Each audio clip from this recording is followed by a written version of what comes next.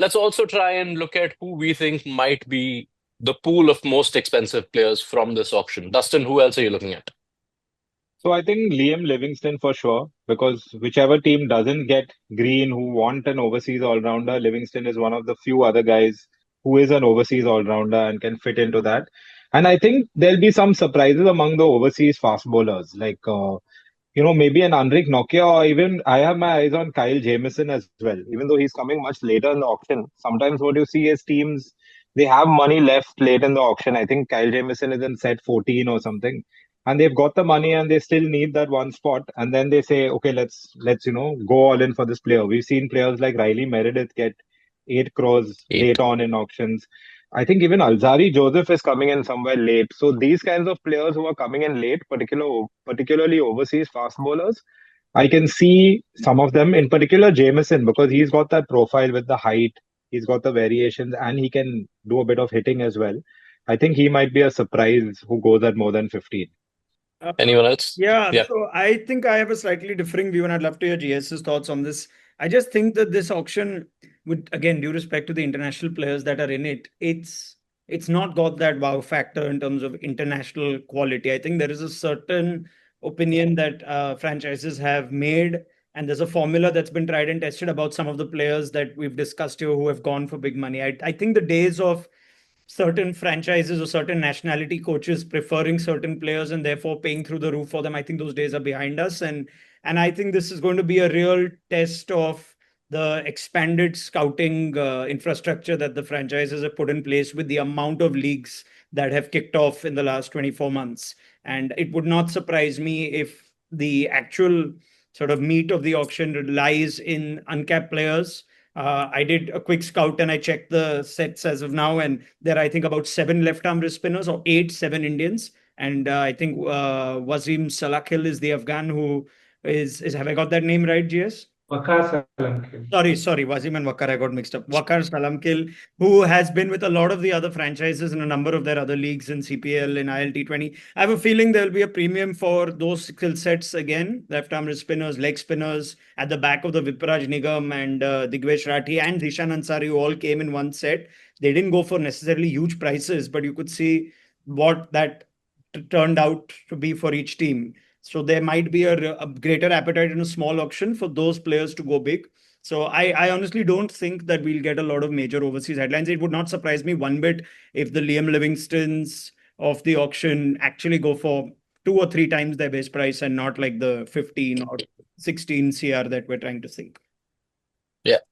I'm just going to say that I feel like there's one player type which might draw a lot of attention because I'm looking at spin and you look at CSK, Sunrisers, Lucknow, all three of whom have upwards of 22 crore.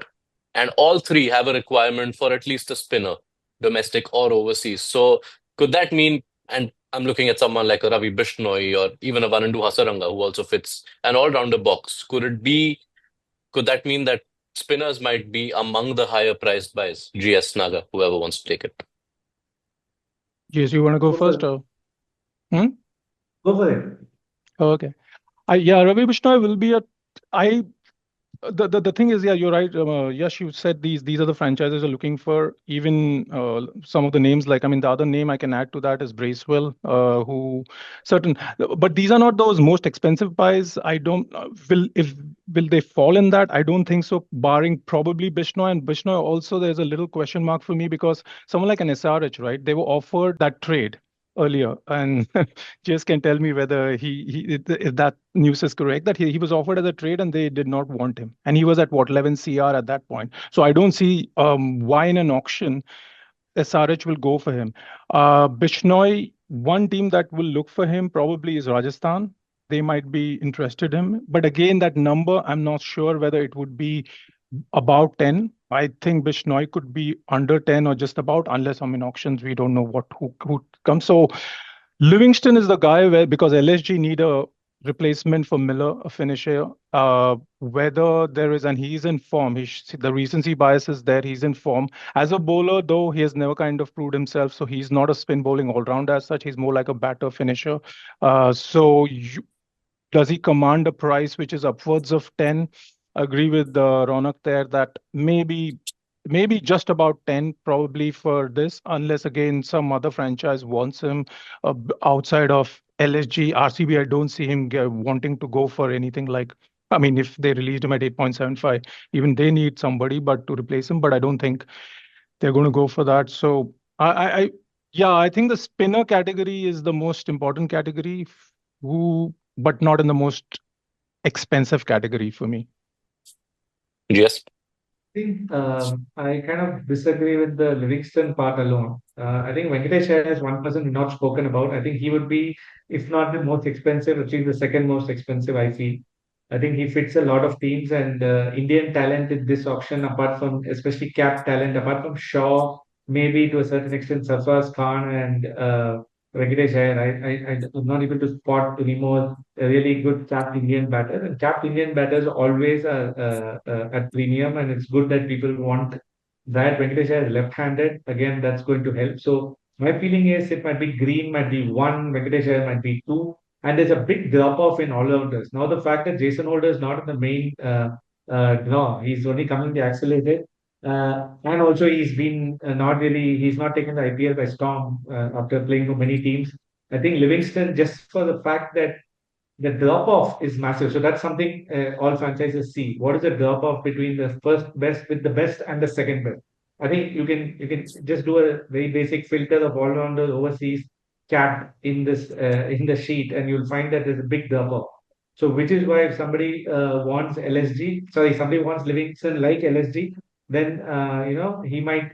If two teams want, say even if SRH want Livingston or CSK want Livingston, if they don't get Green, it kind of suits their style also, right? They have a leg spinner and a Yeah. off spinner and a number 7 batter who can come in after Shivam Dubey. So I just feel that Livingston would go surprisingly, even though the ceiling is too high, and these are small auctions and you want to spend your money.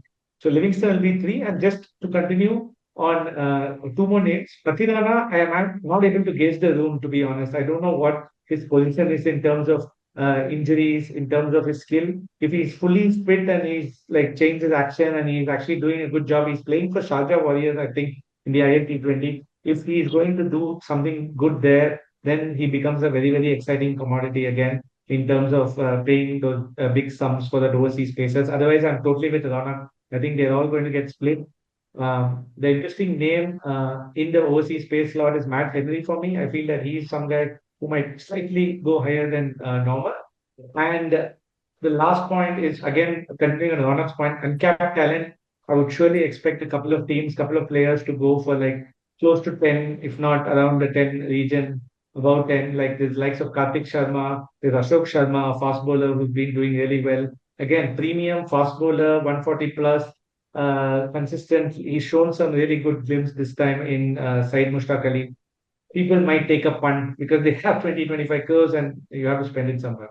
Yeah, but talking just a quick one on Pathirana, he's not even bowling in a league where 9 overseas players are allowed. He's not played a single match they've played. So, and I've already said this in the previous chatter episodes that Pathirana has serious fitness issues. So the question marks. And for CSK to release that kind of quality of a bowler, it would have taken a lot to convince them that there's something not there. So that doesn't mean that auction dynamics, as GS will tell you, suddenly the owner thinks that, oh, look, this is a skill set that is rare. Why don't we just buy him and keep him and all that? So, but I find it very hard, Pathirana coming into the most expensive, and I'm talking about even 10 to 12 crores. I don't see him going I that actually way. just There's one name I want to add is Aqib Nabi in the uncapped category, which a lot of players and former players also have been pointing out on their YouTube channels. So it's a interesting name. Looks like he's a kind of, I have never seen him.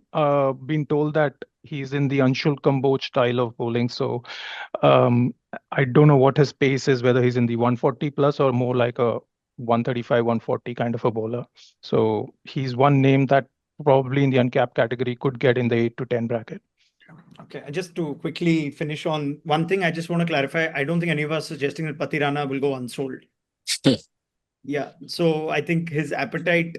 I mean, if I won't be surprised. I won't be surprised if Pathirana goes I think unsold. this will be a good option for Pathirana simply because his price will go down, this pressure will go down, and some franchise will want to give that slot to even if he is a squad player to just see what you get from him this year. And at a few crore, that for a lot of teams that don't have a lot to fill, I think he'll get takers. If he doesn't get takers, I'll be really shocked. So Yeah. that's just what I want to say. Enough teams who do have what you think are settled overseas pacers, but whose fitness may be in doubt. Think Hazelwood for RCB, think Archer for RR. There are enough teams who could do with an overseas seamer. So yeah. Yeah, and I just One want to name I want to ask the panel, Prithvi Shaw. Where do you think? He's listed himself in the least, the what do you say, the least base price for an India cap player, which is 75 lakhs. This is a guy who was retained by a franchise, whose numbers, as such, the kind of skill that he has, and the role that he plays is like in a way unmatched in a way in the power play. Nagaraj, Uh, you're really building him up for some reason. no, I'm not building him up. I'm asking the panel before I ask the question. I can answer that very quickly. From my opinion, I don't see him getting any major interest. I wouldn't be surprised if he goes. Didn't you say on the previous chat of Prithvi Shaw? No, I never did. I've maintained throughout Okay. that I don't think that he's got favor amongst enough franchises. And if he's in set one, I think a lot of people might want to park that money and come back to it later. So that's what I think. GS Dustin. No, I have a feeling he may go for a decent amount. I mean, not 10 crore plus, but I feel like there'll be a couple. I know that there's a history where franchises are not the most happy with his discipline, but I mean, everybody deserves a second chance, and he's been getting the runs. Also, keep in mind that if you buy somebody like a Prithvi Shaw, in a couple of years' time, he'll probably qualify as an uncapped player. So, your retentions, if you're looking that far ahead in 2 years, you can retain him at whatever the lowest, Yeah, which whatever is the 4 uncapped retention crore, is. which is like 4 times what his base price is right now. Yeah, but okay. In fact, I think he qualifies even for IPL 2026 because 2020 is the last time he played. But I think one of the issues for Prithvi Shaw here is that I see two teams who are in requirement of an opener, and one of them happens to be his previous franchise, where you think it's not the likeliest scenario. They go back for him. All right. Can we get GS's opinion on this, just for what it's worth, on Prithvi? I think he will get a pretty decent amount. That's what I feel. Because again, he's a high intent opener and he can be a bench player if required as well.